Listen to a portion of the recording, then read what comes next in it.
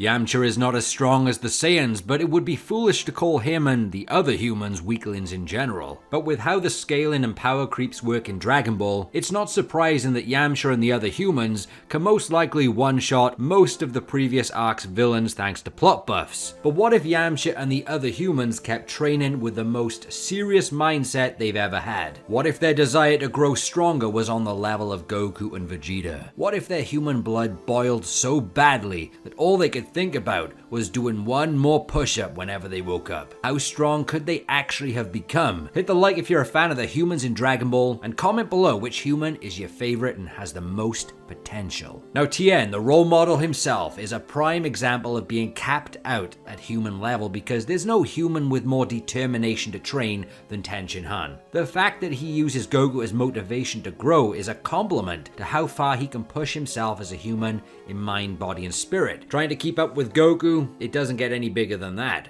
But just how strong are the humans in Dragon Ball Z to start with? Let's dive into their power for the anime and manga. The anime version, albeit contains filler, is still part of Toei's anime story, which means by the time of the Buu saga, Yamcha is one shot in Oli Buu, who 7 years before was a decent matchup to Weighted Clothing Pikkon, where Weighted Clothing Pikkon one-shot Cell. Yes, anime Yamcha solos the Cell games essentially, and Tien in the Buu saga had kept training and was able to intercept Buu-Tenks' blast to save everyone, where even Ultimate Gohan was scared and couldn't stop it. Yes, it gets ridiculous, but Tien's Tri-Beam has always been broken because he's a role model. Let's quickly talk about Oli Buu for a moment. You know, in the official Dragon Ball Super manga, the statue of Oli Buu along with other fighters from the Otherworld tournament events in the anime were actually revealed, so yes, this is confirmation that Oli Buu and some of the others from Otherworld are canon to Toriyama's events, and not just anime filler. I can't speak for Pikkon yet or where he's from, but it's crazy to think a bunch from the anime Otherworld tournament were actually from Earth itself, particularly Oli Buu. Now, just how strong was Oli Buu when he died to be a hero like this along with the statue of the ultimate legend, Master Mutaito, the mentor of Roshi and Shen, but more importantly, which time period did Oli Buu come from? And now that I think about it, where is Master Mutaito in the Otherworld? He should be god level by now. Anyway, Oli Buu, he could have existed thousands of years before Master Mutaito. He does resemble the Greek gods and Hercules, so perhaps they were humans stronger than the main cast that we had in Dragon Ball, albeit existed many years before. I'd love an Oli Buu side story, by the way. The fact this human could clear Super Perfect Cell in Otherworld is a good showcase of human power. When it comes to the manga, the power creeps are a little more grounded, but it's a common theme that Yamcha and the others always showed up to the fight in the Saiyan and Android saga and trained their asses off to fight against the threat. As it was a do or die situation, they gave their all to prepare. Yet at the end of OG Dragon Ball going into Z, the power levels of the Earthlings always fell in the order of Tien, Krillin, Yamcha, then Roshi, and that was consistent in order from the 22nd Budokai when Tien was first introduced, right up until the Buu saga itself. There was definitely a pattern. So in terms of the original manga, it seemed like Earthlings were capped out with how far they could go, but there's a case those Earthlings, except Roshi, were above Frieza level in the Android saga due to the fact their training goal was to become stronger than that level of Frieza before showing up to the Android battle. Piccolo gave that ultimatum: if you weren't that strong, you could argue against that because those Z fighters are brave in general and would show up no matter what. But if they are that strong, it's not bad for humans overall, right? Maybe they could rule the entire universe and take leadership of the Frieza Force with that power, along with their capability to destroy stars. Or if you're Busaga Yamcha, you are solar system level at least. In Dragon Ball Super, the humans' power is said to have indeed skyrocketed by the time of the Moro arc, but it's really difficult to gauge where exactly they're at. You could raise a case of who is the strongest human at that point between Yamcha, Krillin, Tien, and Roshi, as they've all showcased a high level of power to keep up with the plot. But one of the greatest shows of performance was Roshi against Jiren. Even a suppressed Jiren was not to be tangled with, and Roshi, yes, the same guy who couldn't do jack shit against Raditz and was static in power for decades of storytelling, suddenly is making Jiren miss hits that were connecting on Universe Busters 5 minutes before. Now, Chi-Chi probably has the most potential of all humans in my opinion. The fact that she was Master Roshi levels in the 23rd Tenkaichi Budokai after only training with the Ox King for a few years compared to all those years of intense training that Goku, Krillin, Tien had opportunities with. And with her introduction, she beheaded a T-Rex while scared. I'm just saying. Yajirobe is getting an honorable mention because despite his lazy mindset, he may have one of the highest potential of all humans. He was able to reach an official power level of 970 ready for the Saiyans, and he wasn't even training seriously, but could solo Goku and Piccolo at the start of Z. Of course, like I said, plot dictates everything in Dragon Ball, but we can make sense of this with inverse logic and apply some opportunities to humans where they prioritize martial arts over their official path, as well as apply some of the Saiyan training paths to them to get the best out of these humans through the course of their life. Anything at this point for humans. I believe the cherry on the cake would be humans finding their own unique transformations through animals, where Yamcha could combine the wolf power to his state, Krillin and Roshi maybe as turtles for the turtle school, and Tien as a crane. You know what I'm getting at. Something like altered beast for the humans, spirit animal forms, and wouldn't that be cool if those awakened if they had their power fully unlocked by the old Kai. He did say he could turn characters from kittens into tigers, but we'll get to the old Kai's training in a moment. The only way I can see someone like Yamcha, Tien, or Krillin getting stronger than they did during OG Dragon Ball is if they took the Ultra Divine Water and survived the poisonous effects. Shout out to Yajirobe once again for test sampling it and surviving. Of course, Goku's potential as a Saiyan and in OG Dragon Ball was always higher, so I don't see the humans getting more of a boost than Goku if they survived, but they could definitely get some little boost. However, by the time of Z, even if they kept training hard like they've always done, the Divine Water boost wouldn't help them fare any better against Raditz than how Goku did. Of course, after that, the Kaioken training would be a massive plus to Yamcha or any human.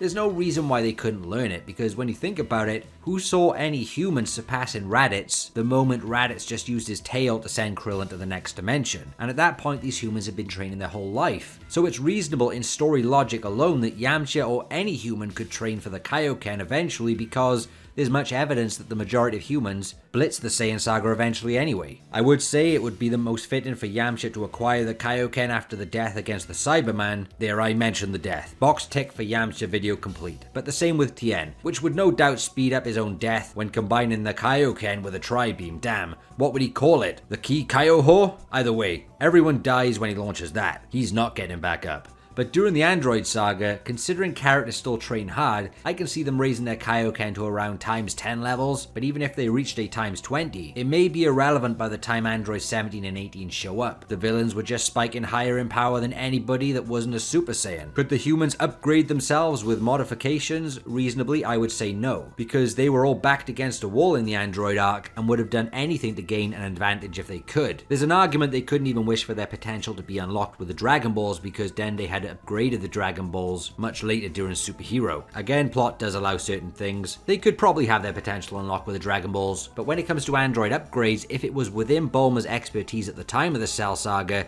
they would have done it with her science, but her experience was a different type to Jiro's for any Android upgrades. If Dr. Gero got hold of the Z-Fighters to experiment on, we would have a whole new human character. Just look at the AMP the Android mod gave a mere human who never trained. Android 17 was hitting around a Super Namekian, so it's at least Cell Saga Piccolo levels added on to a human. I don't think the Android modification is a multiplier of power, because that would be pretty insane. I think it's more like a set level of power they advance to or added on. So a human with a Kaioken plus Android mods could very well make them as strong as Piccolo when Piccolo completed his first time chamber training, which isn't too bad, and he's able to hit around a few Cell Juniors with that. Like I said, pretty good for the Cell Saga, but then we factor in Yamcha one-shot in Olibu an arc later, without those amps anyway. Yeah, Buu Saga Yamcha with Ultra Divine Water, Kaioken, extra training such as the Time Chamber, as well as Android modifications, we're likely getting a human without transformations at Majin Vegeta levels, seeing as anime Buu Saga Yamcha already decimated Super Perfect Cell without any of that. And don't forget the infinite stamina to go along with it. Kaioken would seriously be supported well with the infinite stamina, possibly even reach triple digits of a multiplier if their body's stamina levels are capable of sustaining it better. You could argue infinite stamina equals infinite Kaioken amplifications, and if that's the case, well, I'll be sending Yajirobe in to deal with Moro and letting Tien solo the entire Tournament of Power.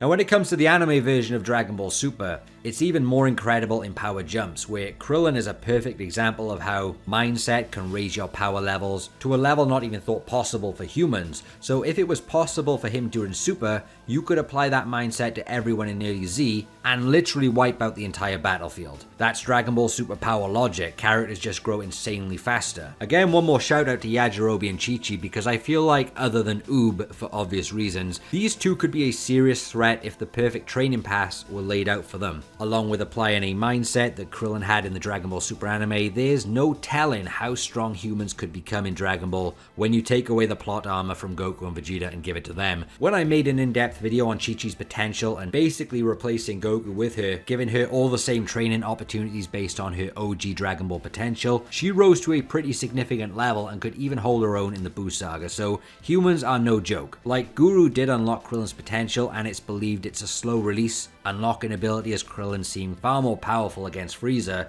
than he did against the Ginyu Force. You could argue all the humans would be around this level by the time of the Namek saga, as even Krillin said he's been training non-stop his whole life. It's like every arc has a different cap for humans. But the old Kai ritual applied to humans would definitely give them an interesting boost if further potential was there years later from training more. I do think there's a lot of stories to be told with human characters and having them develop their own transformations. Like I said, spirit animals, in my opinion, it would be awesome to see something like that and make humans unique and make them exciting in terms of storytelling and, of course, the marketing.